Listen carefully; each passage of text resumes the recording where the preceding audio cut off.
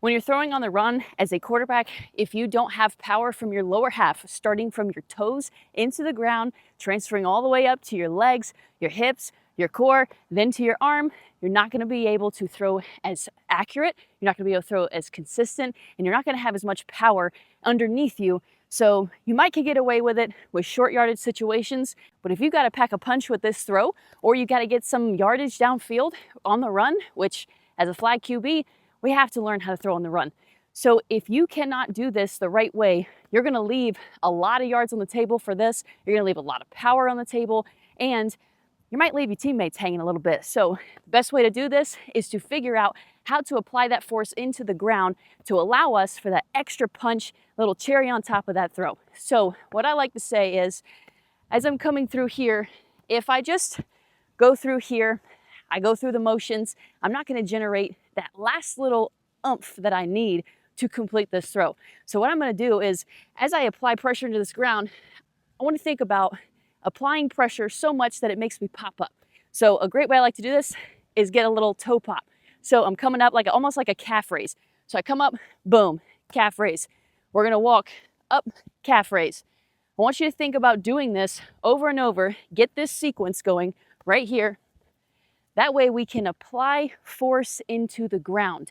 Once we can learn how to do that, then we're going to go from maybe floating through the air a little bit, not applying pressure into the ground, to being connected with the ground and utilizing that as our best friend to creating some more power on this throw.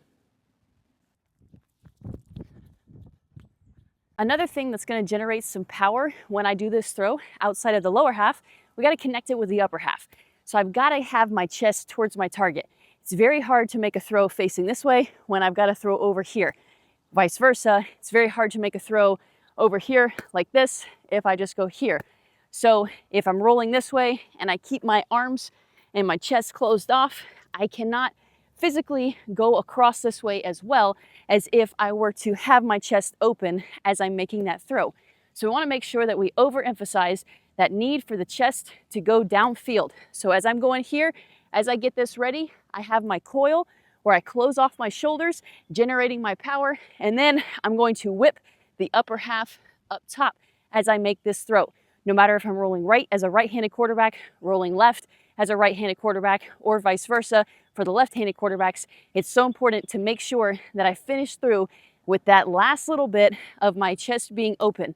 So as I walk through here, I'm going to walk through. You can add the little calf raise, but then I've got to have that control up top. Single leg power is huge in these instances. So let's make sure we're also doing some good strength training exercises to make sure we're strong, we're balanced. But as I come through, I've got to come up here, get that good pressure, and finish with my chest at that target. Now when I roll left, a little bit harder to get that chest around, but if I remember those little cues of pushing up, powering through the ground to help me generate that power, it's going to be a lot easier for me to be able to rotate. So when I do this, walk through this scenario here, get used to that right there.